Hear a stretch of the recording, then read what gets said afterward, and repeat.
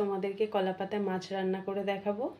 এখানে নিয়ে নিয়েছি 4 পিস রুই মাছ, দিয়ে দিচ্ছি নুন, হলুদ, লঙ্কার গুঁড়ো, জিরের গুঁড়ো, দিয়ে দিচ্ছি পেঁয়াজ কুচি, ধনেপাতা কুচি আর সর্ষের তেল দিয়ে মাছটা খুব ভালো করে মেখে নেবো। মাছটা ভালো করে মেখে নেওয়া হয়ে গেছে। আমি এবার 1 থেকে 1.5 ঘন্টার জন্য মাছটা ঢাকা চাপা দিয়ে রেখে যাতে মশলাগুলো মাছের মধ্যে ঢুকে যায়।